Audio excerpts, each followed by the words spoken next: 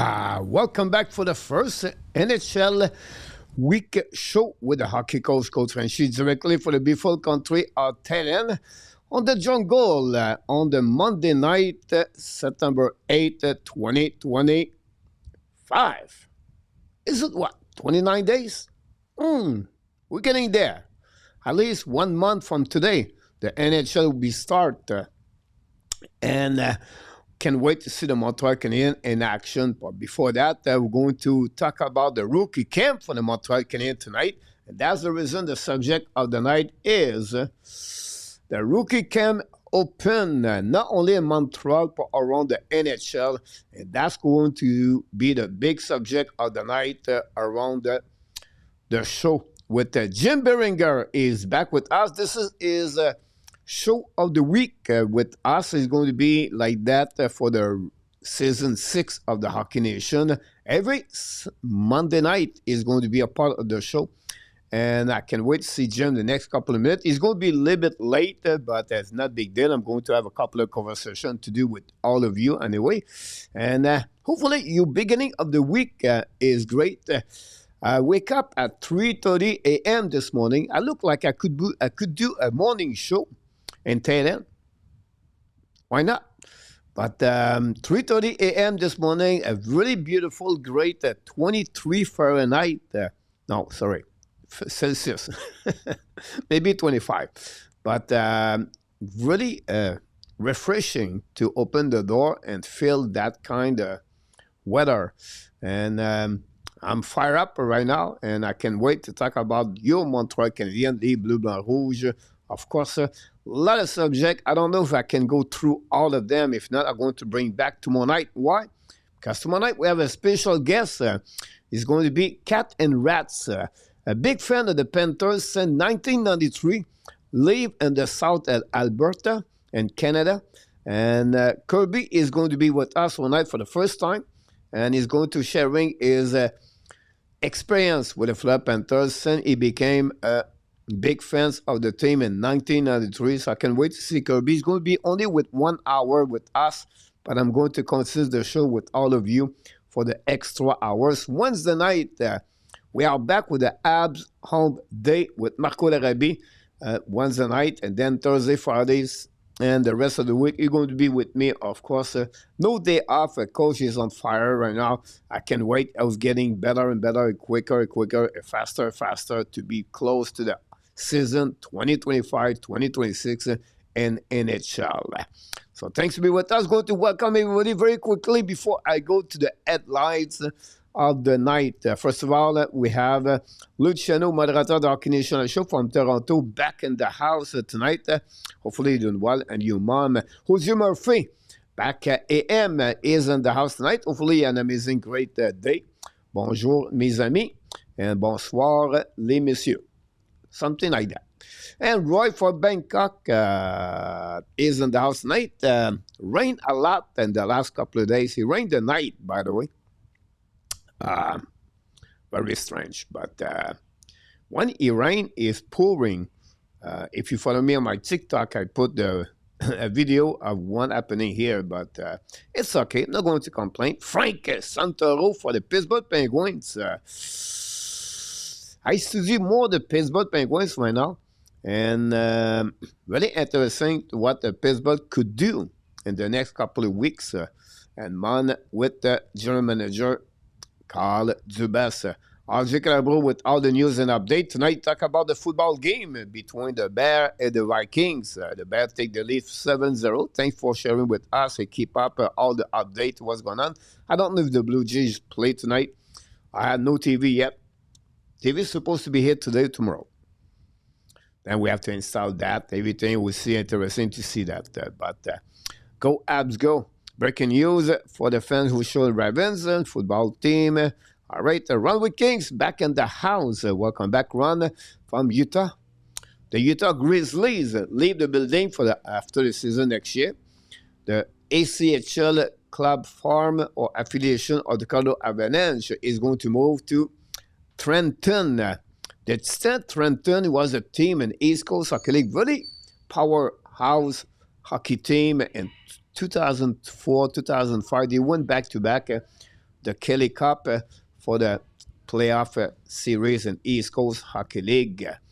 And the team Grizzly move over there. If you don't know about the story about the Grizzly, and maybe Ron know more, but this is a franchise been there for 32 years, by the way, and owned by a really man with a lot of money, David Elmore. He owned not only the Grizzly, he was involved with a lot of minor league baseball, and his family was involved, the Elmore LLC, and have an opportunity to meet them a few times. And passed away a couple of years ago. His mom, now his wife, does not feel well, and his family too. A little bit concerned about the mom, so they'll maybe try to sell a couple of teams, and that's the reason the Grizzlies are going to move out of Utah. We know everything, right? We have to be on the alert 24 hours notification about what's going on around the NHL. Roger Bouchard is in the house. Welcome back, Barbie. Mon ami Barbie Charlebois is in the house tonight. Charade Abou, Charlebois. That was a singer about that one. Thanks, Guy, to be with our Canadian show. Mr. Nartap, knock the door. Welcome back, Mr. Nartap. Hopefully doing well.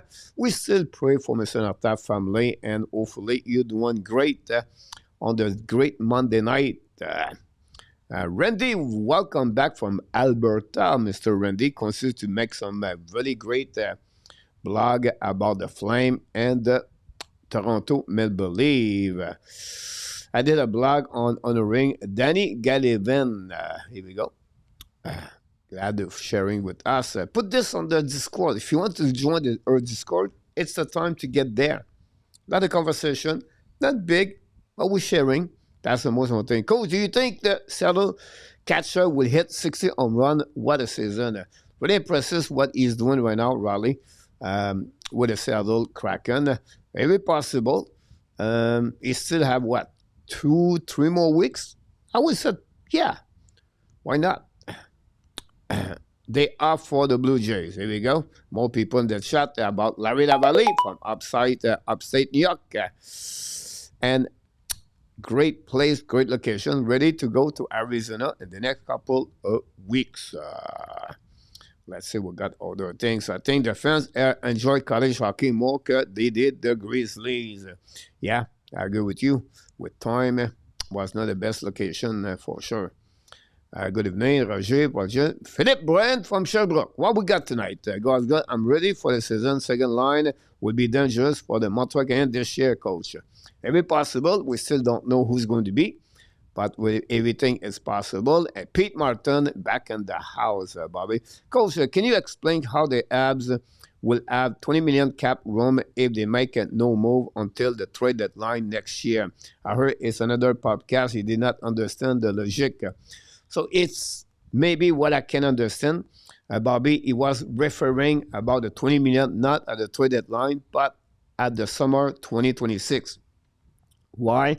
Because now on his $20 million, I think it was including Carey Price contract. But I could be wrong. That said, Patrick Laine, Mike Minison are on the final year contract. If they leave the building, that open up right there $13 million. You have $7 more million, I think, if you can get to $20 million. We don't have more UFA on the Montreal Canadiens with big contract. We have a couple of players with the RFA. That's the reason. Now, 1 year, I know what he got right now. I understand. The reason he got a $20 million because the increasing of the NHL, Bobby, is going to be $5 to $7 million next year. That's open up $20 million. That's what I can understand from your question, from that guy, podcast, talk about that way. A2 back in the house. Welcome back, A2. You're welcome, Bobby. This is what we do here, guys. You bring the information there, and that's what happening there for that one. Let's see what we got here. Before I move on, Jim asked me to get the link for For the show, I have to do that at the same time. Xhekaj is the next anchor contract that will uh, slow the team growth through hurt. Not really AM. And I will say you why you did that, why you said that, coach. It's because next year he's going to be on his final year contract. And there will be only 1 year. That said, uh, that said, um, it looked like he's ready to rock and roll. But again, I say to you again, for Mr. Jim. There we go. Sorry about that. Cheese calling. No, it's Jim. Jim is going to be in the house. No cheese anymore. The cheese is right there outside sell food right now. So I don't have no problem with that part over there. The cheese. But I don't want to get there yet. Anyhow, you're welcome, anybody, to do that. The time Jim is coming, guys, I'm going to bring my headlines of the night. And I want to share it with you this because the rookie camp starts this week. And we got going to give you the roster of the Montreal Canadiens, everything. But one of them is Florent Xhekaj. Played with the Laval Rocket last season. What a great year he got last season. Xhekaj 2.0, we can call him here after that way because of his brother Albert, is my wild card. What you want to talk about, coach? Here's my point about him. It started with Roger Bouchard. He sent me on the Discord asking me a question about Xhekaj versus center, whatever. And I started thinking about, okay, how I see Florent Xhekaj the next 3 years. Who I can compare in NHL. And first, Xhekaj came for at 19 years old, turned 20, from the Laval Rocket, with the Laval Rocket last season. Stay there, Jim. I'm going to be back after my headlines. And what happening with that is, for me, Xhekaj, because he's a center, and we have Beck, Kapanen, and Michael Edge possible, Vincent Rohrer. I think Xhekaj is going to be a winger in NHL. That was my feeling. And we don't have big body like him, 6'4", 220 pounds. And the way he played, great on the PK, by the way, scored 4 goals last season with the Laval Rocket. He became, beat the record for the most goals for the rookie with the Laval Rocket in history. And I said, okay, let's compare him to someone. And I look about one player as a winger, by the way, is William Cooley with the New York Rangers. 60 overall pick by the New York Rangers. Last season, he has 45 points and 82 games with 20 goals in NHL. He played as a winger on the third line. Here's the point here. Last season, he has 300 hits in NHL. We talk about a power forward, physical players. This is what I'm thinking about Xhekaj.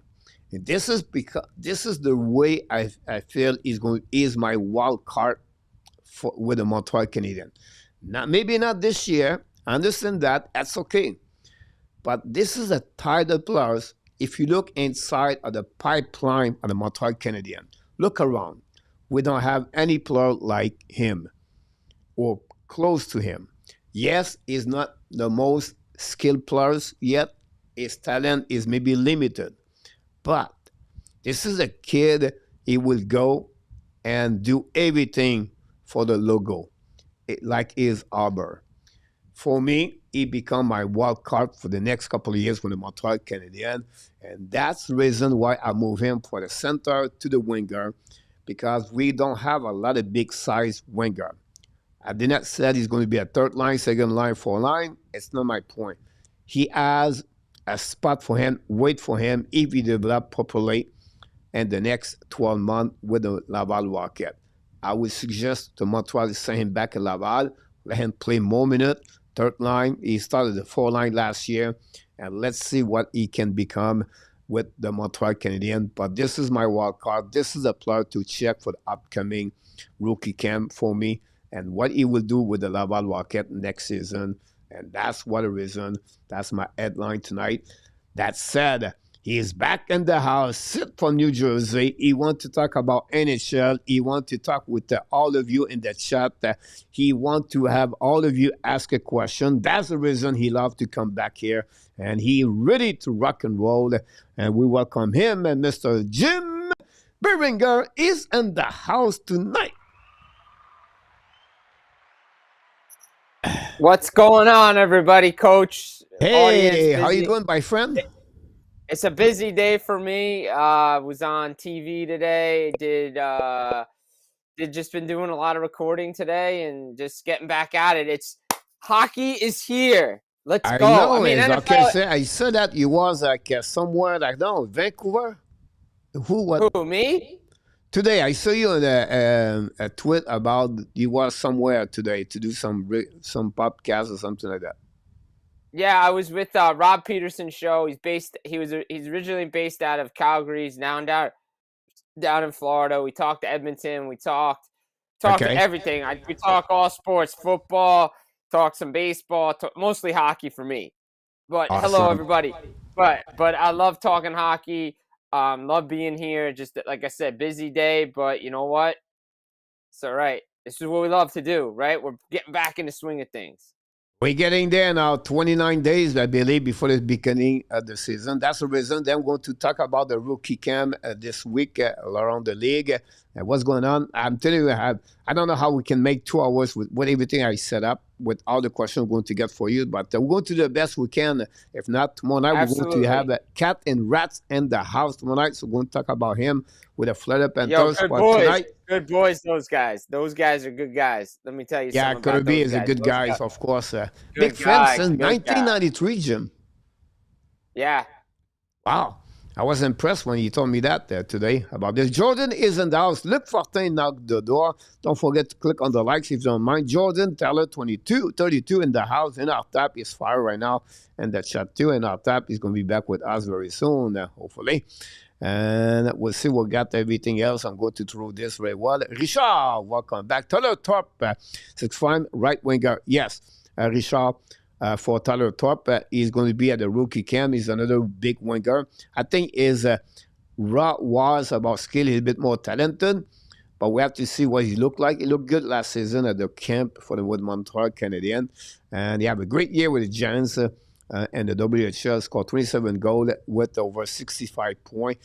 And he lead the WHL with 6 penalty goals for Tyler Thorpe. He tried to make the team with the Laval Rocket for upcoming season. That's someone we're going to follow up definitely about this. Welcome to the house, by the way, Richard. Glad to see you around. Any question you have for Mr. Jim, please don't hesitate to that. Xhekaj is in the house. And what we got here, Lave are going nowhere. Again, he talked about with Luciano about this. Let's see, we're going to start with that. If you don't mind, Jim, with the NHL and news around the league. Not a really busy, but yeah, a lot of things going on around the NHL because everything is start left and right. A lot of teams, by the way, I'm sorry about that. A lot of teams, Jim, make the roster, announce the roster for the rookie camp. So we're going to talk about this. But the big event is right now. Jim is in Vegas, and when we talk about the car wash, what it is, the car wash in Vegas. Do you know? Well, the car wash. Well, I know there's the NHL North American Player Tour is in Vegas this week. That I know for a fact. But that's called the car wash. Yes. So this has been an annual thing for the NHL. I guess I was listening to Steve Mayer today. He was on Sirius XM NHL Network Radio. He was with the fellas there, and this is, I guess, everybody built this in, and the players volunteer to come over here, and they who are here, and they go to Vegas, and same thing with the European Player Tour, and it's really good. They're over there, they're talking, they're doing their rounds, they're getting their TV spots in, they're doing their intros for all the networks, like they're doing everything. And it was interesting to listen to Steve Mayer, the NHL president and content of events, because he announced where the draft's going to be. He didn't announce where the draft's going to be. He announced that June 26th and 27th of next year, of 2026, that's when the draft's going to be held. You're right about that. Secondly, I would say to you, Jim, like you mentioned, it's all the media. Is this the purpose, guys? They're all for the media network, like Sportnet, TVA Sport for the Canada. You have ESPN, TNT, and many more are going there. And they bring the player for each team, and they make sometimes commercial for the promotions during the season, everything like that. And they make a lot of recording left and right. It's not a car wash. So Sidney Crosby is going to wash the car at the corner or the on the main street, but but I don't think we want that. I don't think we want that. but the point like this is really what happening today, and for the many years now, it's missing a couple of players, and one of them is Connor McDavid. Is not there. They be surprised or not about that, and we know he have no contract. Is maybe to calm down everything around is all the same question because year after year is the same thing. Like Crosby get, for the last 3 years, the same question. Are you still with the Pittsburgh? Everything. He's going to get those kind of questions again this week. But he show up every week, every year. But not for the Oilers. Not only McDavid, but we don't have Trossard and Bouchard just to get a new contract is not there too. So are you a little bit shocked to see the Oilers does not want to send, and why the NHL does not promote that with the best player? Like this is a good, for me, it's a strike for Gary Bettman. It's an obligation to be there because that's what you represent the NHL around the world. So how you feel about that situation? Well, look, I'll say this about Connor McDavid and the fellas there. Again, like I said before, it's a volunteer. They don't have to go. Like they volunteer their time to go there, but most players recognize that this is the time that they go, right? Like this is has to be built into their schedule, has to be built in. You got to do the tour. But I mean, how many like you said before, McDavid, right? Like how many times does he have to answer the same questions over and over again? Like if you're not paying attention to the Edmonton Oilers social media page and what happened with Team Canada, he's just going to come down here and get the same questions from the ESPN people that he, I was watching his press conference the other day, not press conference, but his scrum after their practice, and he was getting a little annoyed, especially at the end when somebody came in late and he had to answer the same question again about his contract. Look, I'm not surprised. I think the Oilers are focused. They want to win. This is, they don't want to make it a distraction. I think this is where you have to do it. Look, we know guys sometimes don't go to All-Star games. We know sometimes guys don't go. And then All-Star game, there's a punishment. But this is a volunteer basis. Like, they don't have to go. If they don't, the team, they can say no. Like, that's the issue. This isn't mandatory. This is voluntary.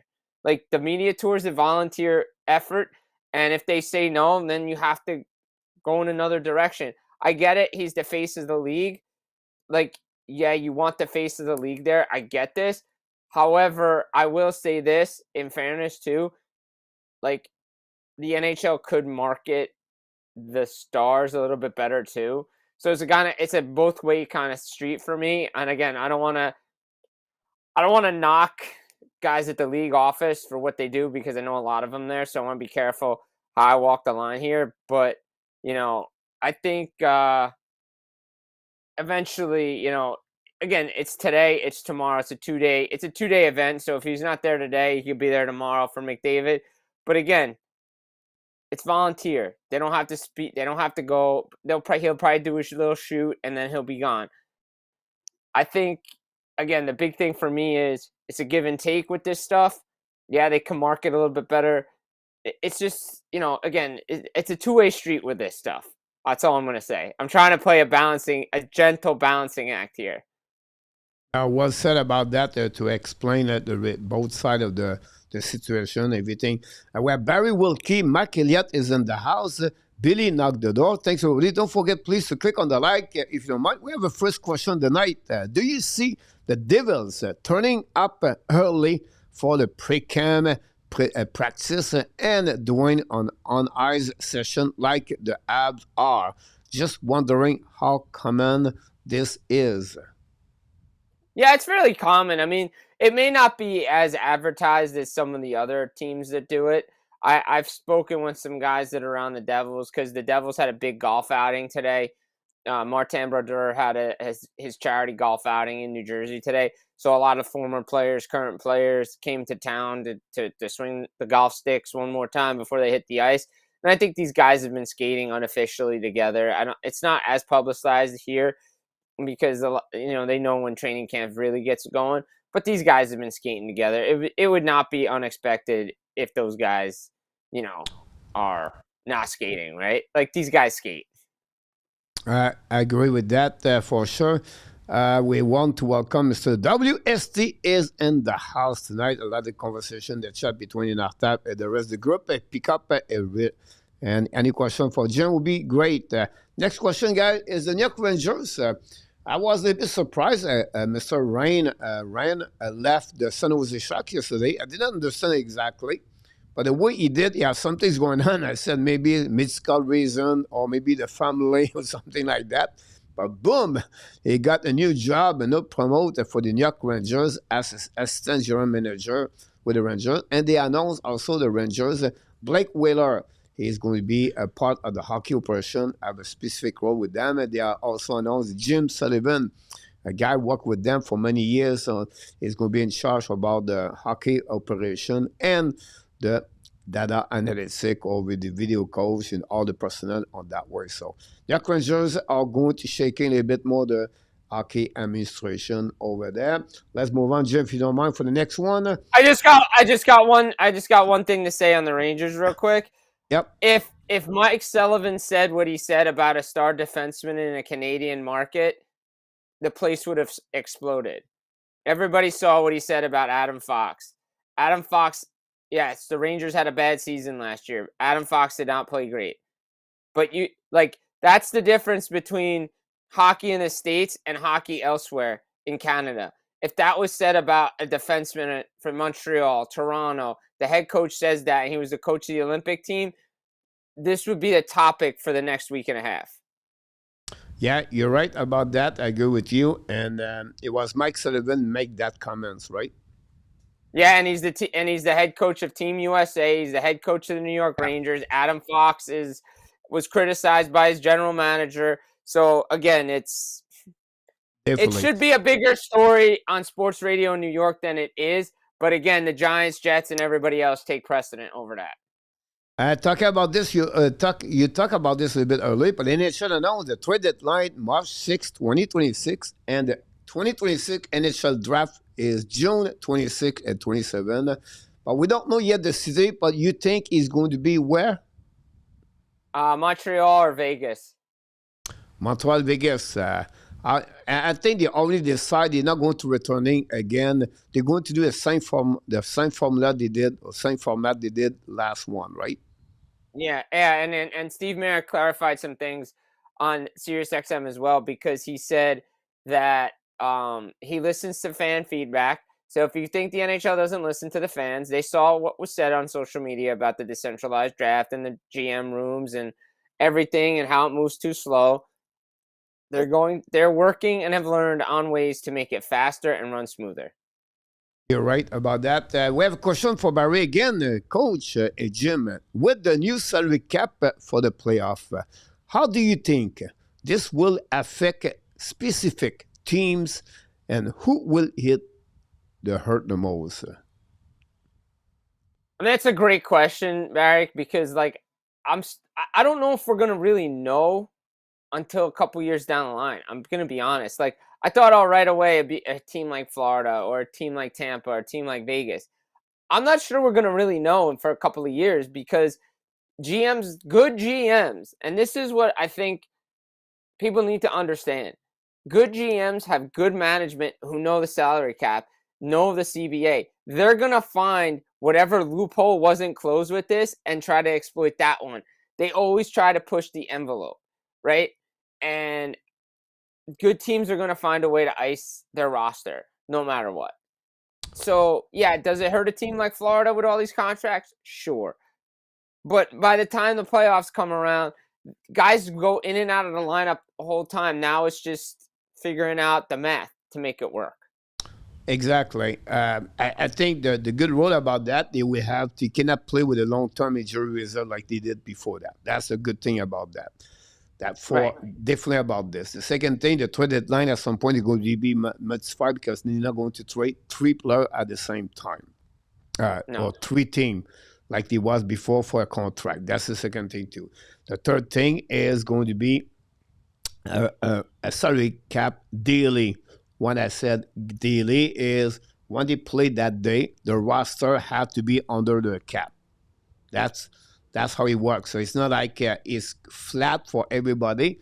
Every team is going to be a certain with some kind of money, and they have to go under. And one night they don't use that players, but they remove the players, they put another one. They have to consider to be under the cap. That's really he understand that. Who's going to be most hurt about that? Um, it's the player cheat. No, just kidding. Is but it's like it's going to limit the team and the slate with the to play with the long-term injury reserve. So, example, they have a player got hurt in December, and it can be all the way to the end of the season, and then they start the season, the playoff. He have to play, but I don't have any specific for one specific team at the end of the day. But there was something to follow up for sure. That would change a little bit. Don't forget, Mr. Danny is in the house. Who's going to be trouble here, Jim, Danny, Luciano, and end of Uh-oh. tap. There's going to be Oh really man, interesting it's for gonna the be some night trouble. tonight. It's gonna be trouble in this chat. But I will say this about the trade deadline: I'm still not a fan of have it being on a Friday. Yeah. I think that day for me, the trade deadline should be a day off for everybody. I understand what's going on this year in the NHL, right? But if I was the day trade deadline, and it's going for me, it would be a Monday, and I would say, you know Yes. what, that day don't play a lot, and let make if we have a trade like a little bit like UF3 in September in July, right? It's a big day, everything like that. So let's do it that way. I think for me it'll be the way I will do that. So, And but no games either. No games either on trade deadline. exactly, Jim, how do you rate use as a GM and the NHL?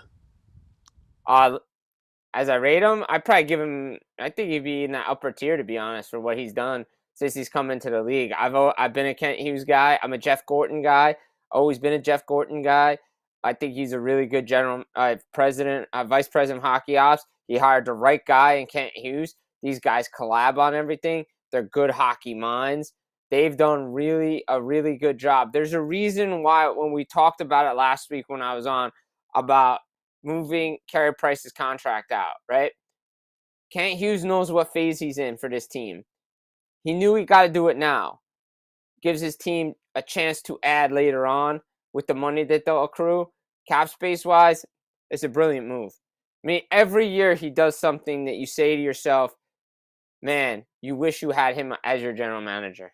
Well said. I agree with you about that. Quickly, not big deal, but the Nashville signed Dylan Gambrell to the PDO. Gambrell was with the San Jose Sharks a couple of years ago. Traveled a bit around the NHL, but never make it. I permanently hockey player for the last 2 years. The next one is going to be for the NHL. They have three goaltenders, and I bring that question to you directly. It was just not a news, but they are on the market. Maybe for the chat, they have Gorgiev, Rohrer, and Samsonov. Couple of teams, maybe not, but we don't always refer to others when we talk about a goalie. But they are three players, been in the NHL for the last couple of years. Rohrer, 37 years old now. Samsonov been with the Washington Capitals for a couple of years, go to the Toronto Maple Leafs, was with the Vegas Golden Knights. It looked like he changed the destination every year, a bit like Jim Rohrer did in the last couple of years. And Gorgiev left the Rangers to the Colorado Avalanche and was with San Jose. And they changed the direction for that team. But do you believe or do you think, and I'm surprised no one of them are in a KHL or they not go nowhere yet. They wait. But how you feel about that for the market? Yeah, I mean, I think it's going to be another Kevin Lankinen situation like it was last year. Remember, Lankin was unsigned. Everybody's like, "Oh, why is Lankinen still unsigned?" I think, and then he signed in Vancouver because there's goalie injury to Thatcher Demko. Um, he had to come in, and there was uncertainty there. And I think that's what teams are looking at come out of preseason. Is there a goalie injury that they're not sure of?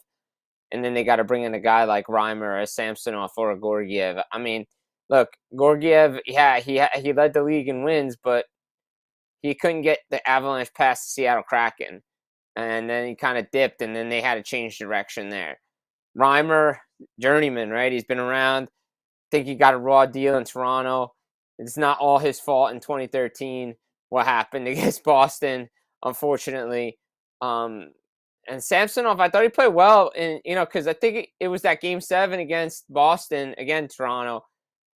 He came in because Joel Wall was supposed to start, and he couldn't go. And then Samsonov played really well for them. It gave him a chance to win.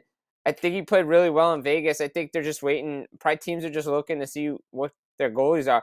Me personally, I know everybody ties them to Edmonton. Maybe they just don't believe in any of these guys. If I'm Edmonton Reimer, I'm like, yeah, I would stick with what I have. I'm surprised they didn't bring in Samsonov. The team I'm looking at, really be honest, again, is Vancouver. If Thatcher Demko is not healthy, I expect one of those two guys to be up there.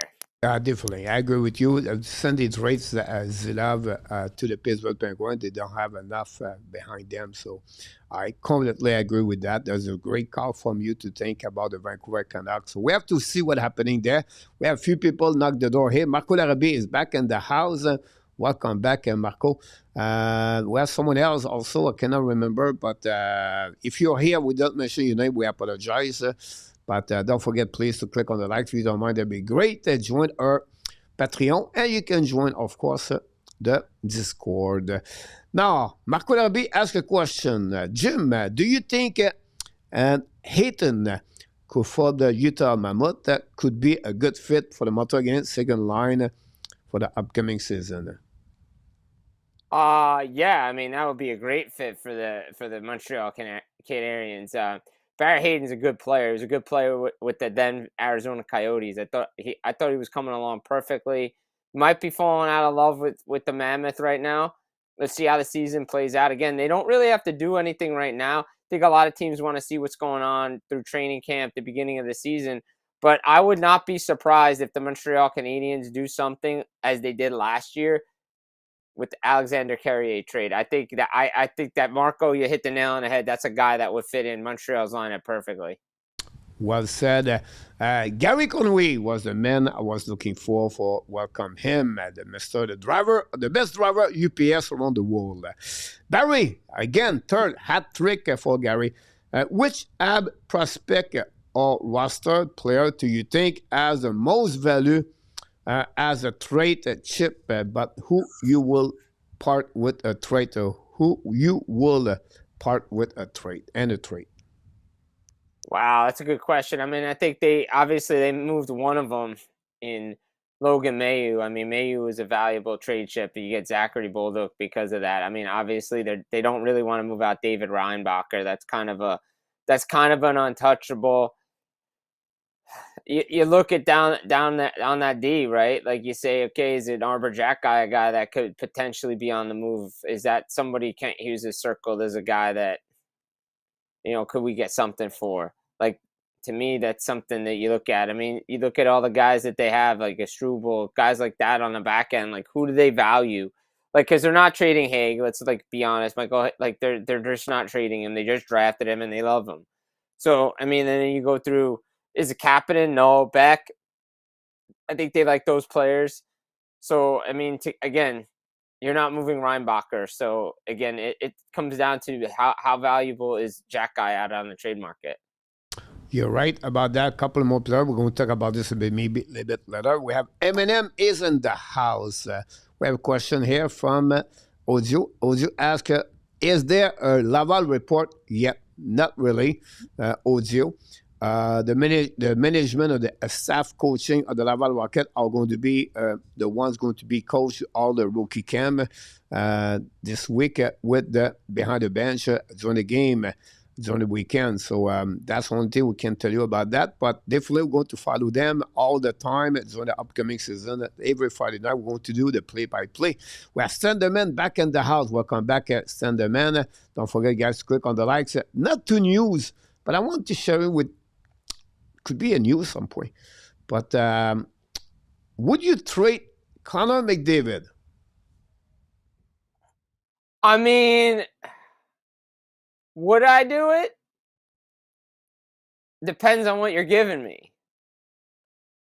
Are the Oilers gonna do it? No. Because they'll sign him.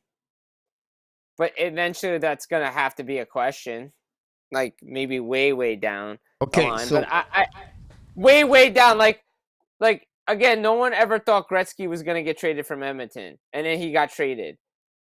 So any player is tradable. So I gotta put that out there. But I've said today, just relax on the Connor McDavid stuff because he's not going anywhere. He's going to sign his contract, whatever. He's allowed to take his time. But you're not doing your job as a general manager if you don't have that in a drawer somewhere. Like scenario, that's like doomsday scenario. Okay, we got to move this guy. What are we going to get for him? And all that. Like you're not doing your job as a general manager if you haven't written that on a piece of paper somewhere. Yeah, you're right. Butch, welcome back in the house. Enjoy for the Tim Horton. You can bring some donuts for all the people in the chat if you don't mind. Yo, okay, I need a coffee, Butch. Butch, I need a coffee. Thanks. I'll take it black. Talking about this, Jim. Okay, I'm not trade him at a traded line. Let's see all year long. Play the series. We'll see what happening. They don't win the Stanley Cup. Now, you have approximately X when he got eliminated to July 1st to sign him or not. That's what's going to happen about. Now, he said, you know what? It's not going to happen. He's not going to sign with us. The value to trade him, what it will be, and give me only one thing. He will be signed if this happens.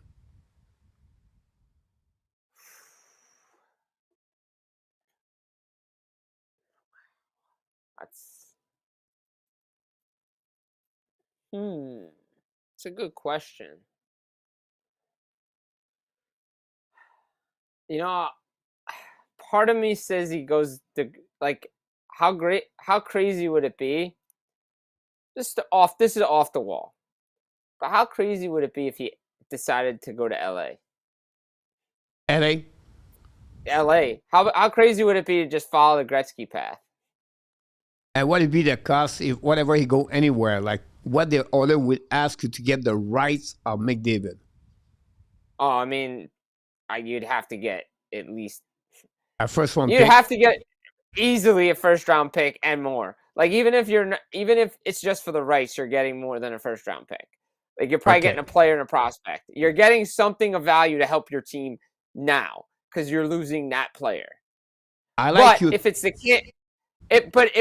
in the Kings case, I think the Oilers would ask for a Quentin Byfield and a Brant Clark and maybe even more. Yeah, I like you pick Los Angeles Kings, but for me, I know I'm surprised everybody here, and I believe that's going to be that trade. That would be what I feel could happen is the New York Rangers. Well, everybody says New York Rangers, yeah.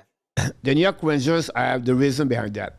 Panarin is at the end of his contract. They're going to have the money for him. Secondly, they will going to request a first-round pick. Rangers should be a good first-round pick. Secondly, they're going to request maybe another player, maybe a William Coley or a Schneider. I believe that could be that pick. That thing that would be good, and it's going to be a market where the NHL will going to be flopping around the wall, and then you have the McDavid. He will make the biggest contract ever in NHL, a market where he's going to get view around everything in NHL. I think it's just a win-win for McDavid and the New York Rangers and the NHL if this happening, and they have asset to get that trade, and they have the money to make this happen, and the owner have money also. Put this all together, I feel this could happen at the end of the season after they not make the playoff, and the owners say, you know what, we keep him all the way to the end, and then we let him go. Again, we're just talking about uh, just to see. Many of you think he's going to sign there, and it could happen. I don't say it will be trade, but if this could happen that way, I think that would be the direction I see that me. Yeah, no, I mean, look, I heard a lot of talk about Rangers, Toronto, all that stuff. I mean, we're not even like, to me, in my mind, and the way I listen to Connor, I think he wants to really stay in Edmonton, but he has to see it, right? Like, all I hear about is him playing. They want to win. He wants to win. He's rattled by the back-to-back final losses. Okay, that's great. And he's saying all the right things. The others are doing all the right things. They haven't put the team around him. That team has gotten worse since 2024. Michael Jordan took 2 losses to the Detroit Pistons, got in the gym the next day, and made sure this team was not going to be beaten by the Pistons again. And they shellacked the Pistons in 1991 and were the bullies in that. Connor McDavid is the best player in the National Hockey League by far. But guess what? Michael Jordan in the NBA Finals put the team on his back and said, we're not losing. Connor McDavid and Leon Draisaitl, yes, they've had their moments. Yes, they've had their games. But in the biggest moments, the big players need to step up. And the Panthers have squandered them and made them look human and have put them into a vice, and they cannot do anything out there. The great players know how to take those losses and say, guess what? Next time, this isn't happening. Connor McDavid needs to get to that level. And he's a great player. I've watched him. I've seen him. He can use this as bulletin board material. You could put it up in Edmonton all you want. I've watched him in Game 7 and Game 6. Yeah, he had 5 and 6 and 4 and all that other. But when push came to shove, he didn't put the Edmonton Oilers on his back. He relied on other people. Closers and cleaners, if you're going to win, you need those guys to do it. McKinnon had his moment. Eichel had his moment. Gretzky had his moment. Mario, he wants that moment. He's got to do it himself. Well said. I agree with you about that. Welcome again, everybody. Don't forget, please click on the like. Danny for Jim Biringer. Jim has been everywhere on the hockey podcast, left and right. You can follow him on the same name on the X account for answer that question. I apologize, I didn't answer right away because I was busy with that but Gary believe the Rangers are not going to be that team. And it will be an unofficial trade deadline in late November, early December to get retained salary trade, but still have time to by official trade deadline to trade return again option. Yeah, it could happen that way, Paul. And I think for me, Jim, in November and December, like we never see that before. He's going to have more trade this year because of making up race. Yeah. Oh, yeah. I mean, but how many teams, like we saw with the offer sheets, how many teams really want to give up unprotected first round picks? And you're bad. Like you don't want to give up that if you, God forbid, you get an injury and you think you're going to not finish in the playoffs and you think you have a shot at a top pick, you're not giving that up. Like, as much as I think there'll be trades of players and contracts, yes. But again, I'll believe it when I see it. But I don't know how many truly unprotected first round picks are going to get traded. And after Jim, I believe McDavid tried that last season and the final with 42 point team has to support as well. He did. He won the Conn Smythe Trophy. I voted for him, but it was a couple of games. It wasn't the whole series. Like, yes, the rest of the team did support him. They just couldn't score in that second period against Florida in 2024. They had them. He was there, but in the big moment, the puck went off his stick. They got a couple defensemen on him. The good players, the great players, figure out a way. I'm not saying he's not a great player. He is. What I'm saying is yes, he won the Conn Smythe Trophy with 42 points, but the great players, those cleaners, have to find that next year. Draisaitl too, Bouchard.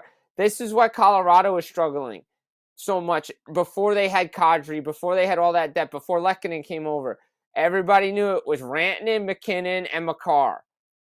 That when you took those three guys away, they didn't do anything. Colorado has the same problem right now. So I'm just letting you know as an analyst, and if I'm getting hyper, I'm sorry. But as somebody who's played the game and seen the greats take it to another level, I know there's more in McDavid's tank. Now you have to remember the stat out there too. He did not perform game number 7 on the stat for game number 6, 7 the last 2 seasons. So I can understand your point of view about that. That's what makes it fun between the greatness and the one make it and the one that does not make it.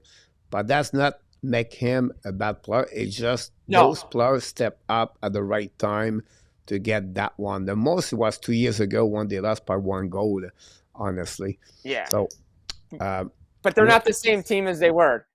So I'll just end it there because I know we have to move on. Let's move on for the next one. Montreal Canadiens news around the team. We have a couple of things to talk about for that one. The players are all on the ice now. Cole Caulfield was the last one, and then he popped up today. And he missed only Nick Xhekaj because he's at the car wash right now in Vegas. And I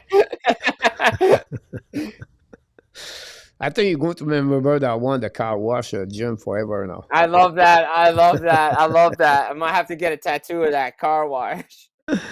GF said, obviously, Edmonton cannot add any players. They have no cap space. You're right about that. Anyhow, Xhekaj is not going to be there for a couple of days, but everybody is there. This is the moment now. Everybody is excited. Montreal Canadiens fans. And you're going to see everyone in the next couple of days when Xhekaj will be back. Not much to tell about this. But one thing about first, at rookie camp, it was announced today, and by the Montreal Canadiens. I want to share with you guys everything happened there and how this works. So first of all, the September 10 is going to be the first day for everybody. 8 o'clock a.m., the fitness with all the measurement of the players. And the camp going to complete the 16. They're going to have a practice 11 and 12 at 10 o'clock a.m. And then you have, after that, Pascal Vincent meet the media. Then the first game will be the 13th at 7 o'clock p.m. Again, the Winnipeg Jet prospect, following the 14th at 3 o'clock p.m. That day is a double header. If you're in Montreal area, you can get there for only $10. You ticket, watch 2 games. Montreal is going to play that day again, the prospect of the Ottawa Senator. And at 7 o'clock, you're going to have the game between the Jets and the Toronto Maple Leafs prospect. Day off the next day, the Monday, and the Montreal return one more time on the practice Tuesday, because I believe the golf tournament is going to be the Wednesday, the 17th. So that gives you most the date you have to know what's going on for the rookie camp for the Montreal Canadiens. The both games are going to be live, usually on the RDS. You can check in also on the website of the team and on YouTube channel. So if you want to follow those 2 games, finally, Jim, that's what I want to bring you more, because I think that's most important. This is the roster for the Montreal Canadiens prospect for upcoming. What is a surprise for me, it was to see Demidov instead of that one. But I think it's good. They show Montreal, it's no matter who you are, you have to go through the process, and that's make him to be a part of the rookie camp. You agree with me? Yeah, I agree with you. They did that with Nico Hischier. Devils did it. He was the first overall pick. He went there. Luke Hughes for New Jersey was there a bunch of times. Jack Hughes was there. Look, Reinbacher's on the list again. Owen Beck's there. Kapanen's there. Enstrom's there. I mean, Jacob Fowler's there. I mean, yeah, I mean, you need to be there. Like, you're a rookie. Technically, he's a rookie. Like, you can go to rookie camp. Like, you're not above going to rookie camp. I think all top players go to rookie camp eventually, right? Like, hey, it's part of your code, right? It's part of life. Go do it. I have no problem with it. Like, I think I've seen some people like, oh, why is Demidov there? I'm like, because he has to be there. Like, he shouldn't skip rookie camp just because he played 6 games last year. No, you're right about that. That's very important. Of course, we have few people. One for Pete Martin question: what are the expectations for Adam Fantilli? I think 80 point plus. Yeah, that's a good. I like Adam Fantilli. I'm a big fan of Adam Fantilli. 31 goal, 32 goal. Yeah, something like that. I think he's going to hit over 30 again this year. I think he can get 80 points. That's a fair projection. I think that's his trajectory. He's taking steps every year with Columbus. I expect him to take another step with the Columbus Blue Jackets, considering if you didn't see our last episode, cheap plug, I have the Columbus Blue Jackets in the playoffs. So he better be getting 80-plus points if the Columbus Blue Jackets are getting to the playoffs. I've loved the kid. Always loved the kid when they drafted him. Got a chance to speak with him at the draft in 23 in Nashville. So yeah, he's a good kid. Love him. Like, just a shout out to Adam Fantilli. He's such a good guy. We had a fun segment we did together. So yeah, the rest of the Michigan boys on Columbus, kind of ironic, right? They play in Ohio, but they all went to Michigan. Yeah, you're right about that. If you have some specific player, that surprised me to see Owen Beck there. Owen Beck is like 4 years, I believe, now part of the rookie camp. But when you talk about Beck, you talk about Demidov, and then you talk about Kapanen, Mejar, Rohrer, Thorpe, Tuck, Xhekaj. For what are you looking for? I want to see their progression. Like, I want to see them go out and dominate, right? Like, those guys should go dominate, right? Like, it's rookie camp, right? It's rookie camp, rookie tournament. But like we say in the World Juniors, right? When you're 18, 19, you're there, right? You should be go dominate. Let's show. I want to see. Obviously, given Demidov will be on a team, but I want to see what the rest of those guys can show us, because there's a lot of speculation that those other guys, Beck and Xhekaj and Kapanen, could be on the team this year and could have a chance to do it out of training camp. This is where you got to go show it. Be like, okay, look what they're doing against their peers.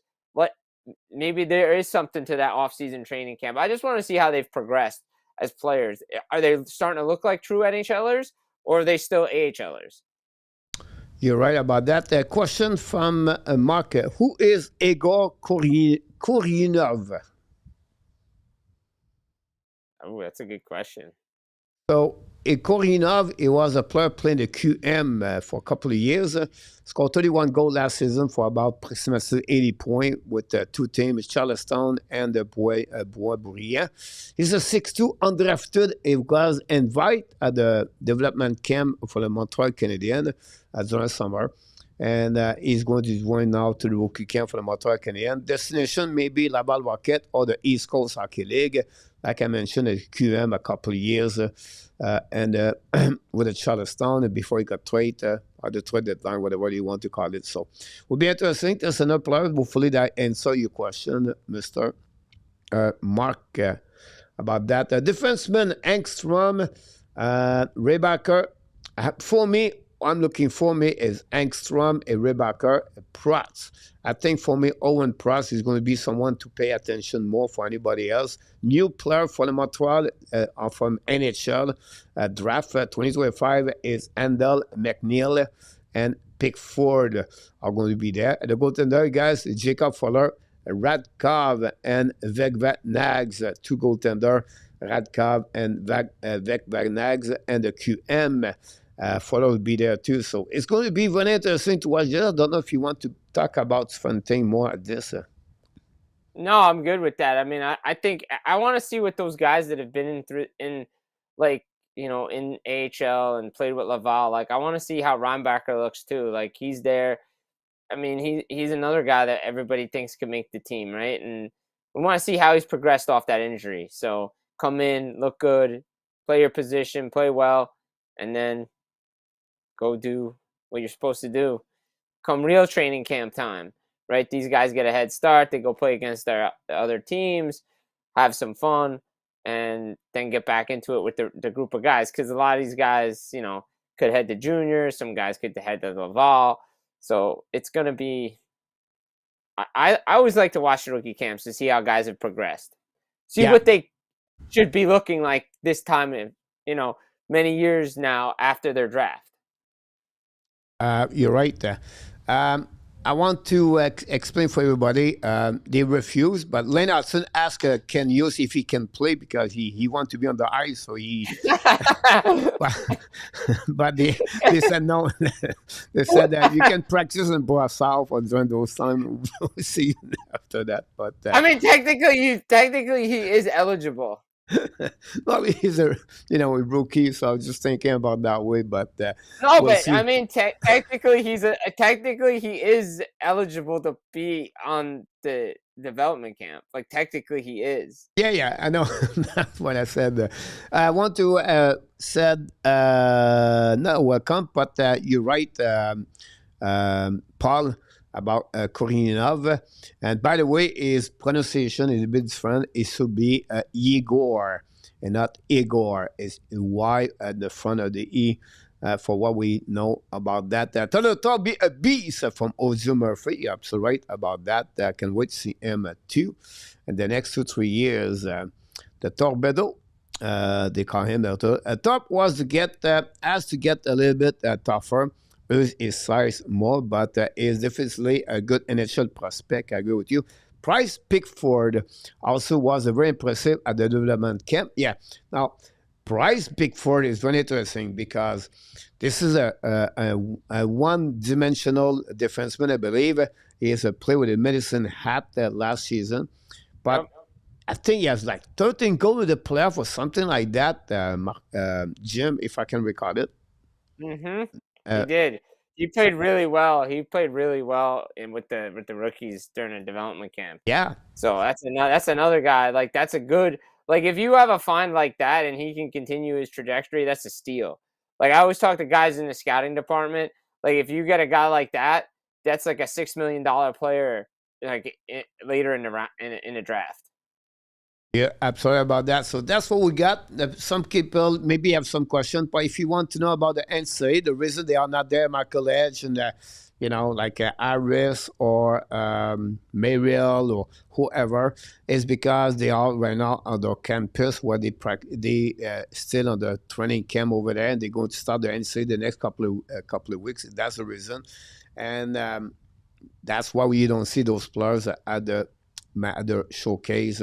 Honestly, I don't know and maybe I'm wrong here, but is it the rule exists the CHL and for you cannot be at the part of the camp because you still play in the NCAA? So if you sign your entry level deal, you cannot you can't be a part of um The rookie camp NCAA. because yeah, you can't be a part if you're part of the rookie camp and you sign ELC with your team as a pro, you can't go back to NCAA. Yeah, that's my point. But because now the new rule between the No, NCAA and the yes. See, this is what I don't understand and I'm going to get hyper again because I hate this. But with NIL, with the name, image, and likeness, and players being paid in the NCAA, whether it's college and hockey, it's stupid to have a rule where if you sign your ELC, you cannot go and play in college. That makes no sense because you're getting paid as a professional anyway in a college department. So that's just my 2 cents on that. You're right about that. That's what I'm a little bit surprised to see that. I was, something you have to figure out too the next couple. It's the It's just the NCAA. timing is a little bit difficult because the NCAA are right there in the month of the training camp. Yeah, but it's also the NCAA. It's like I look at it that way, you guys. Like for guys that are in different countries, like the NCAA is just the But rules at the don't end of make the any day, Jim, sense. it's the same time that the QM too and the CHL too, by the way. Yeah, no, it is. But at least if you sign your ELC, you can go and play a junior. Like when you sign ELC, you can't go play NCAA because they view you as a pro, which Yeah, makes no sense because guys are getting paid to play anyway. you're right. Let's move on for the next for the Montreal Canadiens. It looked like some people are a little bit concerned about this. Lane Hudson got only one offer during the summer. Are you concerned, people in the chat and Mr. Jim, about that situation? No, no, I'm not. He'll Me get his too. he'll get his he get his money. Like he get his money. He's gonna get paid. He's gonna get his contract. Yeah. Next topic. No, I'm just kidding. No, I'll go a little deeper. But for me, when I was asked about this on TSN, I think he'll get his worth. I think there's no issues. They're going back and forth. There's a negotiation. He doesn't have to sign now. Why does he even have to sign? He's going to his last year of his deal. If it gets done now, it gets done in January. Whenever it gets done, it gets done. There's no animosity on either side. This isn't a problem from anybody I talk to. This deal will get done. I'd be more concerned if it was the Luke Hughes situation in New Jersey a year from now.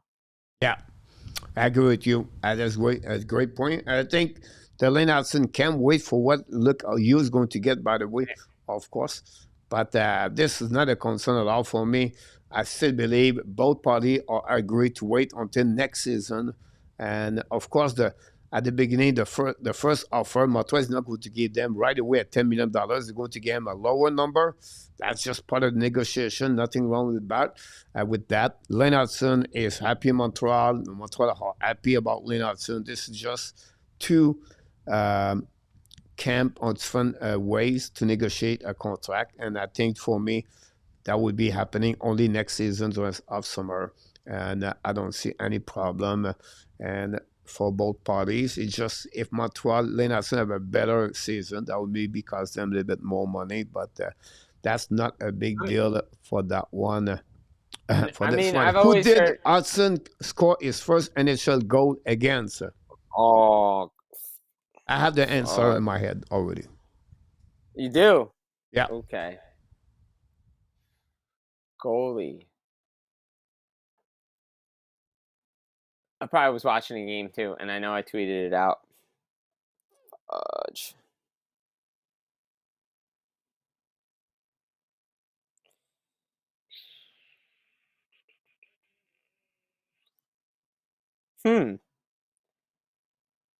Want my answer? Yeah, what's your answer? Connor Hellebuyck. It was against Winnipeg. Connor Hellebuyck, a shot from the left side about the top circle. It's coming down the left side. He beat Hellebuyck. Yeah.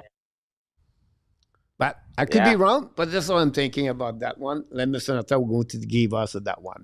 Here we go. Which Montreal Canadiens break out in 2025? Only one. Break out in 2025.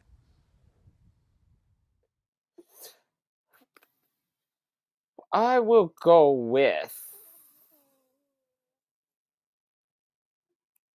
my man, Zach Bolduc. Breakout year. Oh, yeah. He had a good year in St. Louis. He's going to follow it up. He's going to even have a better year this year in Montreal.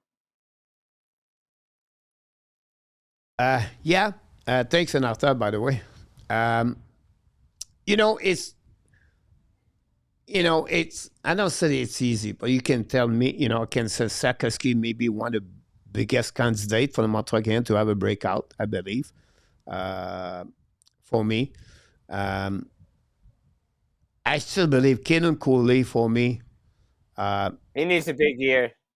He's going to be the monster for the Montreal Canadiens. I think his name is going to be everywhere. In my opinion. He's getting now a new contract. He kicked out his new contract. He's going to be number one pairing defenseman.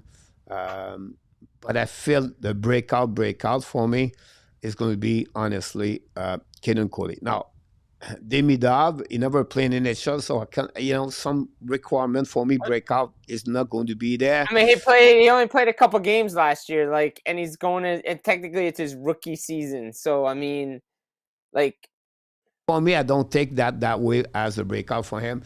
Hudson at 66, a breakout to get 80, 85. I don't see that for Lane Hudson, honestly. Your pick is really good. I just feel like Xhekaj, the easy one, in my opinion. Like, if you think quick, it's Xhekaj. But I think for me, it's going to be, I tried to go around. I think for me, Kenan Cooley could be that one. Can we consider Montembeault a breakout? I have a 62 start. The last 3 seasons at 40 start, a plus. Maybe at about the statistically and maybe overall. But for me, Kenan Cooley is my pick for that one. Yeah, no, I like that pick. I think that's a good pick be honest. I think that's a good pick. Because like we've talked about how many times on this show, Slavkovsky new deal kicks in, Guli's new deal kicks in this year. Well done. Well said. We have a Pete. Will Villano make the team at center? I mean, he might. I mean, he might. I would personally probably play him on the wing, but they do need center depth. But I would personally probably play him at the wing. You well said about that for sure. A2 said, crazy that we have Hudson, Demidov, Karfilski, Sakaski, Dobson, Cooley to watch now. What is fun from where we were for that? You agree with that?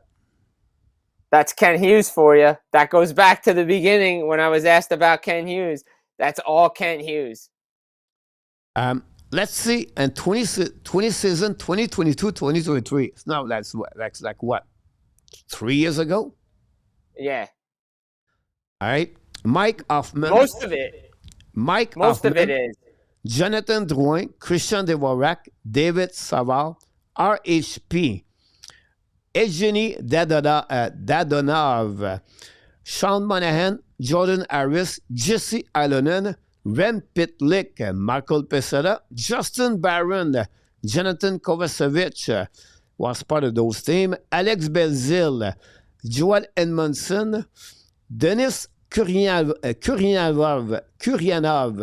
Chris Terry, Chris Whiteman, Anthony Richard, Joel Destel, Sean Farrell played the end of the season, Jake Allen, we have Corey Schoeneman, and Lucas Condola, Kaden Primo, and Frédéric Allard.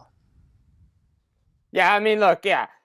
Obviously, Bergevin did Caulfield and Suzuki, but I mean, they've taken for what Ken Hughes has gotten for the players that he moved out since he's come in there. I mean, it's ridiculous with the draft picks that he was able to get. Like, I'm just saying, like, you look at what you just read off compared to what they have now, it's night and day. And the Canadiens are in a better position right now to be a sustainable playoff team than they were back then. But again, they were coming off a Stanley Cup final. Carey Price was an unknown. Shea Weber retired. Like, he can't play no more. Like, it was just complete turmoil. Yeah, right. Audio, Emil Ineman is with the New York Islanders now, but you could have a breakout over there. And Mark said, I can see it. What is the Devils' biggest need to go to the next level?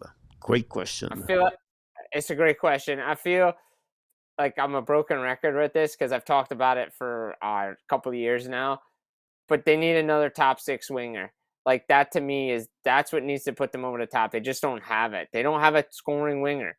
They haven't had it since Tyler Toffoli, former Hab, left.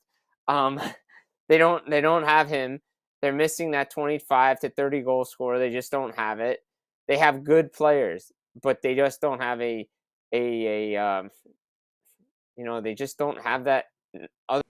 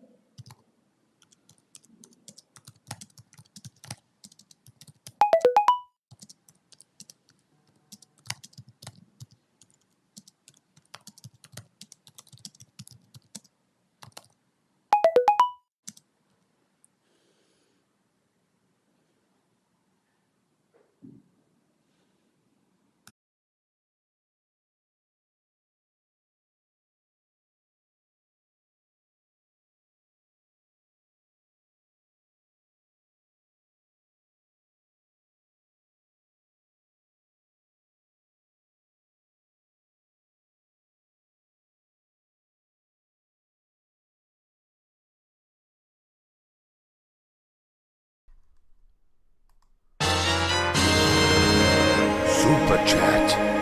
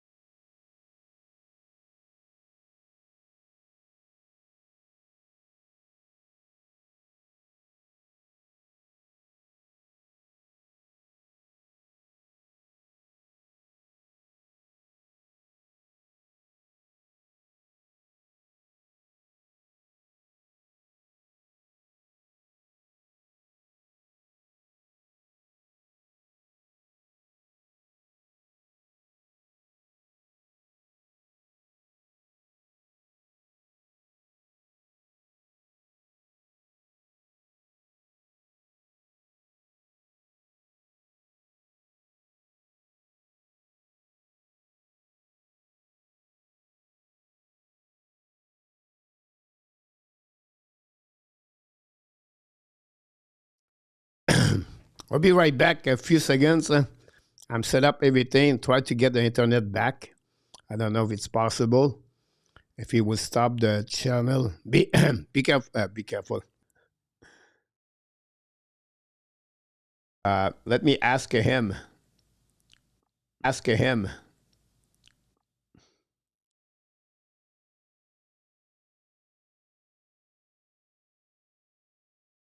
M&M, I was working. Larry Lavallée, Luciano, Guy, and Artap. I know we miss a couple of people now, but still, we keep the chat live, everybody. The shot is back. Finger crossed for that Rebecca kid.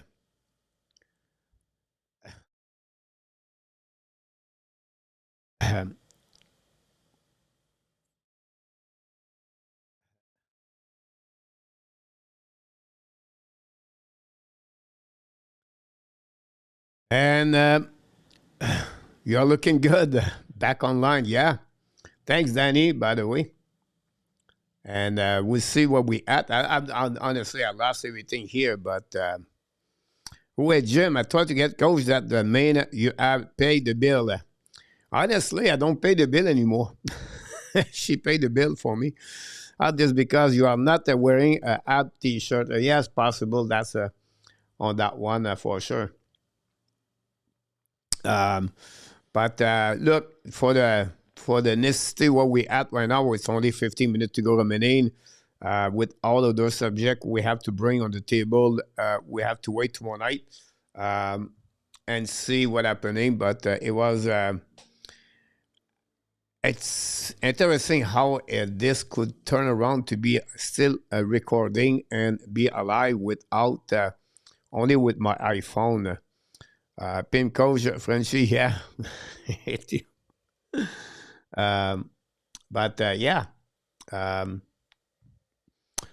Tomorrow night we have a cat and rat in the house.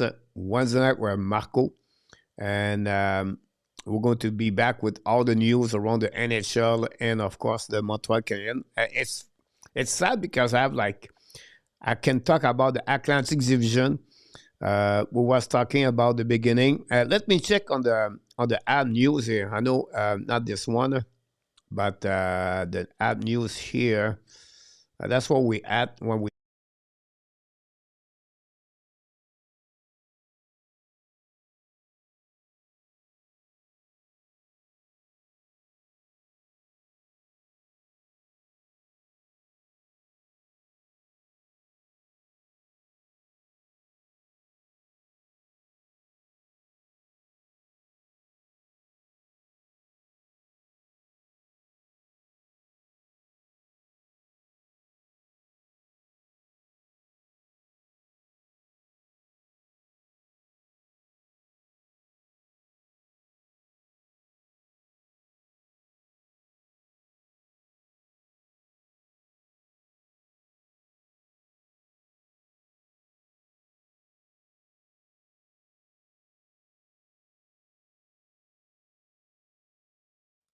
Now the mic is working now. I apologize on that one. And now you get it, everybody, on that one. When I turned the page, because I was on the mute, another mic is a little bit complicated to explain this, but that's the reason I got mute. So, and I was talking to Jim at the same time. So it looked like everything is fine, good about that one. See, we're back at the Abbott Costello. I think it was Abbott Costello Abbott, a long time ago. So I'm talking about would you, Montreal Canadiens, sign any NHLer center over 32 years old? A couple of rumors during the summer around the Montreal Canadiens to get a center, and I'm going to move here. It'll be a little bit better. And the center I'm talking about, it could be Sidney Crosby, it could be Ryan O'Reilly, it could be, we heard today, Steven Stamkos. We heard at some point Nathan Kadri, another one. At some point we heard Zibanejad. But still, I don't think for me, and I don't think it fit on the bracket of can use to get a players over 30 years old. So that The mention, Marco, he lost the internet coincidence for that music from a movie with Michel Paris on the dark side. Depend on the duration, complete, but not for years. After a coach look up, we knew what kind of unique person Dryden was. On the TSN, they have Steve shot on the final pretty impressive conversation. But yeah, I said that one too. Luke we said yes. Stick on the plan, go young. Cadre one wave and the Flame are not interested to trading him. He will work for 2-3 years. You are doing well. Narcos, welcome. Thank you, Guy. About that, Danny Ken Dryden. I will sign Kopitar. Listen, not resign him if he's going to play. I was on the PPM conversation chat this morning. Someone want to trade Crosby to the Kings. Kings trade Kopitar for the Montreal, and Montreal trade Prospect for the Pittsburgh Penguins. I shake my head when I heard that. But for my own opinion, and thanks away, by the way, Mark Elliott for the super chat. I heard that. I saw that. And we can make a special super chat for Mark Elliott, guys.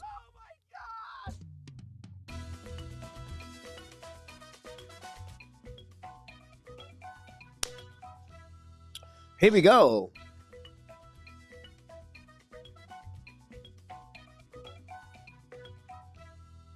We got a super chat first goal of the night by Mark Elliott a couple of minutes ago. We got an assist during that time at Danny and in our tap, but after a modification, after we saw the video again, unfortunately for an tap, you did not touch the puck, and the pass was coming from Larry Lavalley. So Larry Lavalley got an assist on the goal of Mark Elliott with Danny. Sorry about that. So this really interesting for the Montreal Canadiens. Some go live with coach and show us. The next thing, guys, for the Montreal Canadiens is start, bench, a cut. Roberto Luongo, Carey Price, and Henrik Lundqvist. Which one would you like to start, bench, a cut on that one? You don't believe it, guys. This is the man. This is, you talk about a guy's love it. You talk about a guy's, he does everything left and right. And he is back in the house, ladies and gentlemen. And I'm talking about Mr. Jim. He is with us tonight again. Welcome back, Jim. Welcome back. Hey, everybody. How are you? We had a little power failure. That's what happens when you do live TV. I know, right? It's I don't know. It's boom. That's boom. I was lucky because I use my iPhone, so my software it does not stop right away. They ask me if I want consciousness to be alive, and I use my iPhone, and I was honestly talking with everybody that chat at the same time. So they could see me if I use my mic or my other camera, but at the end of the day, it was good. And then the power came back, and when I was going to get some food, that's outside. So see, if you want to see my breakfast in the morning, this is breakfast I get in the morning. So this is a pork with the rice here in the jungle, Mr. Jim. There we go. Start, bench, a cut. Luongo, Price, and Lundqvist. Man, why do I always get the tough ones? I know, right? Well, yeah, not like, easy with you never give me the easy ones. Start, bench, or cut. Okay. Well, none of these guys won a Stanley Cup. All of them won gold medals for their country. Price won World Junior.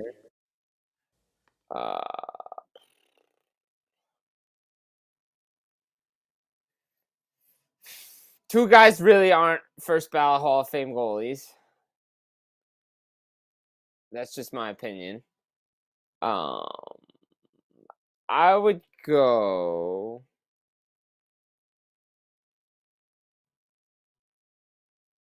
I go Price, Lundqvist, Luongo. Price, Lundqvist, and Luongo. Not a bad choice. I go with Price, Luongo, Lundqvist. I mean, look, to me, like, Price finally got to a cup final, lost. All three guys lost in cup final, right? So that's nothing. But like I said, all three guys, won gold medals. Yeah. Lundqvist was really consistent. The only reason he's a first ballot Hall of Famer is because he played in New York. If he played any place else, he's not in. Luongo, same thing. I didn't think he was a first ballot Hall of Famer. I thought he was good, but he wasn't in that Brodeur first ballot Hall of Fame goalie level. Like, I'm sorry, that's just my opinion. But I don't think so. And you could see why Price didn't go in on the first ballot. Look, I think Carey Price, when he's on and he's healthy, I think he's the best out of all three goalies.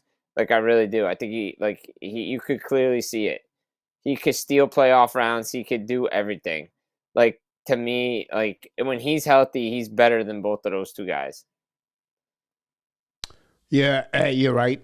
And I will be surprised if Price have a really good team in front of him year after year. What he will be is a career in NHL. But no wrong with someone is three great goaltender lead at strength level and with three strength team, and I think they have a great career for Luongo with Vancouver, Florida Panthers, and New York Islanders. Lundqvist with the Rangers. He was straight to the Capitals, but never played. Yeah. No, he signed with the Capitals. He never played. He was never traded. He was signed. And by the way, I have to correct Mark Elliott. It was 2011 that Luongo was a horror show in the Cup final because I said Corey Schneider should have played in Game 6 in his home and on the road in his hometown. I think Vancouver would have won because every time he came in for mop-up duty, I think he shut the Bruins out. Or gave up at least only one goal. So I think I would have started Schneider in Game 6 that year. You're so right. Look, we're going to simplify everything. We hit the 9:30 almost there. We're going to keep the Atlantic Division for the next time, if you don't mind. Nope. But I would like to finish with the Clash, if it's okay with you. Yeah, let's do it. Let's rock, baby. There we go. The Clash is right here. And that is going to be not too bad. 5 questions, guys. It's not big, but I think it's the important. It's not easy. First of all, Demida more point at 63.5 Celebrity in 2024 and 2025. How many? Celebrini had what? 60? 63. Celebrini came in was a dog, man. He was just a monster when he came in.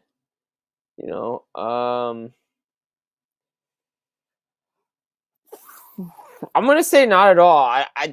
I'm just not sure. Like, I know he's really good. Like, I know Demidov's really good. I just don't know, like, as the season drags on, like, how his body's gonna hold up. Like, I think Celebrini was just something special that came into the league last year. And if he didn't get hurt, maybe this Calder race is a lot closer. Yeah. I'm gonna go not at all. I don't think he's gonna do it. Yeah, I agree with you about that. I feel like he's going to be on the second line. Celebrini did it at 19 minutes and 54 seconds. Bedard did 67 points. I believe it was 68. I think 67 points with 19 minutes. I don't see Demida play 19 minutes. No, I don't see that's it. That's my biggest problem for that. Yeah, no, I think they might limit his ice time a little bit. Yeah. 55-60, not would be surprise me, but over 60 could be tough. He does great, but it could be I mean, I tough. think a lot of that could be on the power play too if he plays power play. Yeah, exactly. That's I agree with you about that. Some people talk about Xhekaj, Jim, and talk about if Buffalo have play Xhekaj versus Montreal in 1993, Montreal will not have won. I mean, I don't know about that. I mean, I think Montreal was just in such a heater that year. And Hasek wasn't Hasek yet. He was good, but he turned it up in 94 and Yeah, 95 and 96 and then he became Dominic Hasek. I agree with you. Next one. Zuski, 59 assists last year. Do you think he's going to make or he's going to do more at Lane Hudson next season? So again, the number beside guys to understand this is a stat from 2024, 2025. Zuski did 59 assists, Zuski did 60. Do you think Nick Zuski is going to have more assists this year at Lane Hudson? I mean, Hudson went on such a heater last year. It's hard to put up those type of numbers every year, right? Like it really is for both guys. But even if both guys take a step back a little bit in the assist train, I still think Suzuki can do it because Hudson just was on a heater last year. It's not a bad answer. The reason I will go with you about Suzuki, I think it could have more minutes. He's always going to have more minutes. Suzuki versus Hudson on front play, like the power play, the end of the game. The chance to get more point, I think, is going to be more for Nick Suzuki. That said, Yes. Lennartson, his road could be with Dobson and Coley, everything. I think Lennartson is going to get close. But I think if I have to make a choice right now, I would give advantage Nick Suzuki because I think Lane is going to be a little bit less minute overall.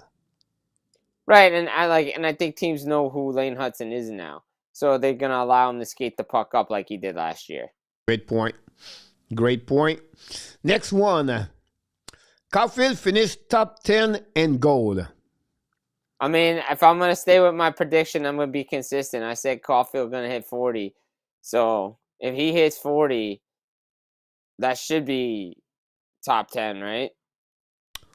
Yes. For everybody and your information, top 10 was 39 goal last year.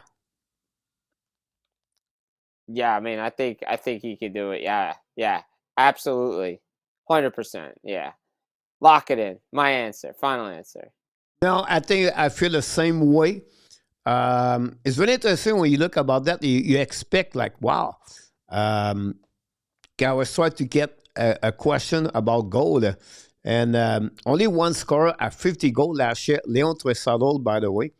A player I think is going to have a monster year, and that had no to do with what we're doing right now, but Tage Thompson for the Buffalo Sabres. Yeah. I he's think gonna have he's a big going year. to be monster this year because he wants to play for Team USA, and I think this kid scored 44 goals last year. It was the number 3 on the top 5 of the goal. I think he's going to be monster for upcoming year. Yeah, I like it. I agree with that on Tage Thompson. Next one, Xhekaj will finish top 3 for the most minute of penalty in NHL.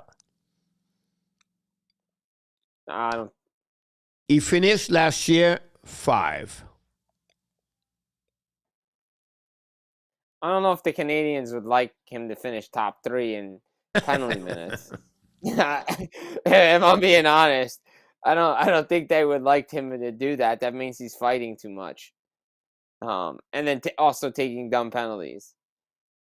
which puts him in the press box because Martin St. Louis would not like that. I'm gonna say no. Okay. Top 3 is a lot. We have Mathieu Yeah, Olivier, that's you know. But no, I would say no, me too. His role will be again limited with the Montreal Canadiens. And I think that would be the problem right there.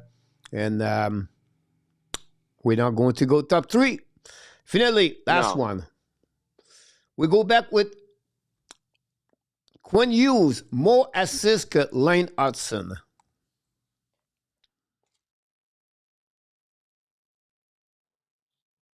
You want to know Quinn Hughes? 60 last year.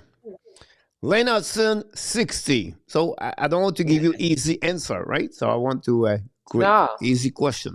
I mean, and Quinn Hughes missed a lot of game time last year, right? Like he missed a lot of time last year because of injury. That may be a 12 game.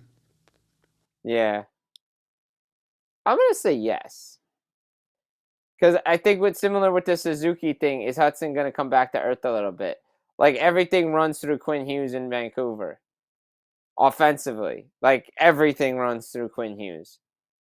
He could put up 65, 70 assists if he wanted to next year. He's got to be in the lineup, though, to do it. And the fact they missed 12 games and put up 60 assists and he was tied with Hudson, yeah, I think Quinn Hughes is going to have more assists than Hudson.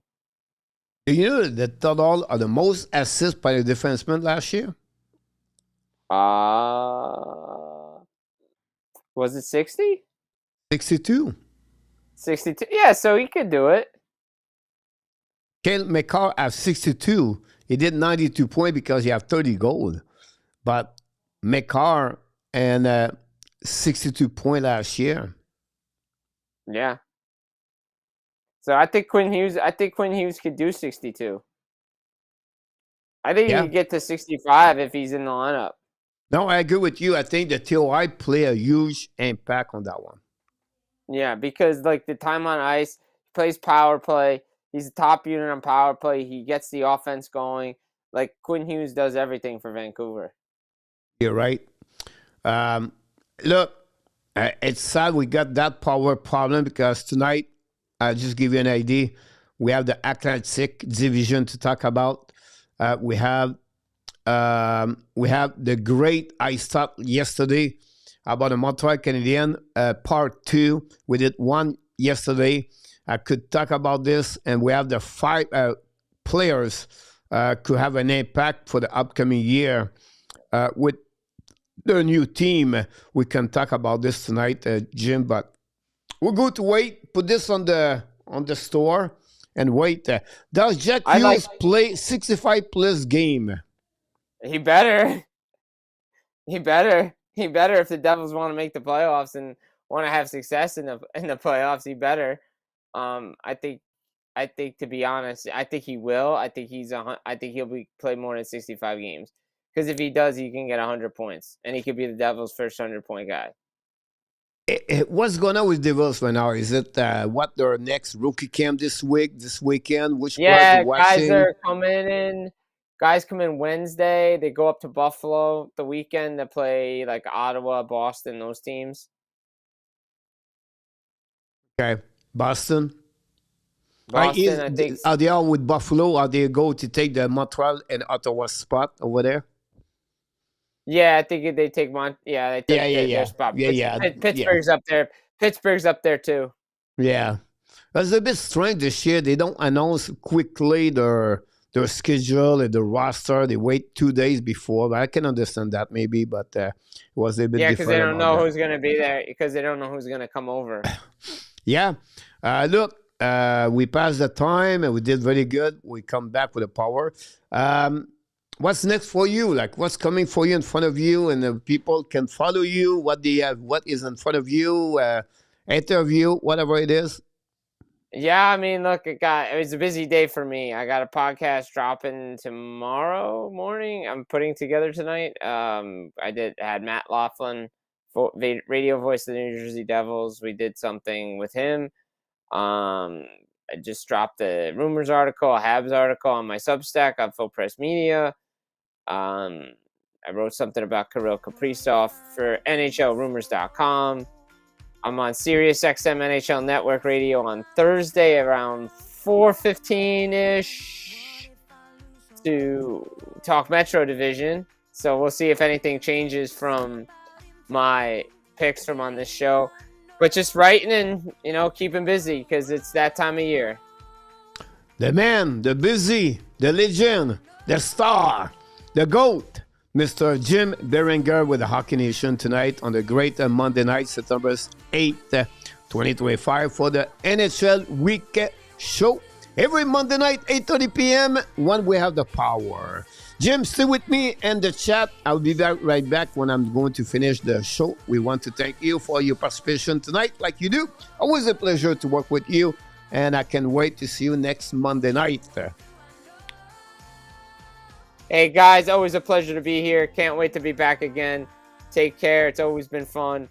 Glad to hop on here and talk some hockey with you. Thank you, Jim. See you in a little bit. Thank you. It was Jim Biringer, guys, directly from the New Jersey area. You can follow Jim, of course, on the X account. That's the best place to follow him. It's easy. Same name, Jim Biringer, the man of everywhere. You can find him on the internet. Really great to work with him. Really easy to work with him. He knows hockey. He loves hockey. He loves the most important thing. He shares his passion about the hockey. That's what we're looking for. And that's all for, guys. I apologize. I put this on the blame of the monkey tonight. It is what it is. Until then, my friend, the only reason we still together tonight, thanks, Mark, for the super chat. You are awesome. You are amazing. You are the best. And remember, you have greatness inside of you. And that's all for another great episode of the season 6 at the Hockey Nation. Until the next time, my friend, be well, be well. Find a way not only to dominate your day, but find a way to dominate the second half. Or what? Someone said 2025. It was a pleasure to entertaining you.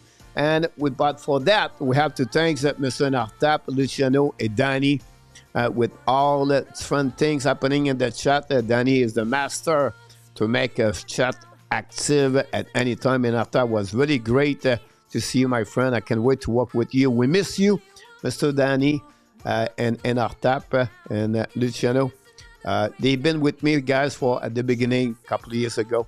And they've always been great and support the channel. So I'm very grateful and thankful to not consider them as a moderator, but consider them as friends.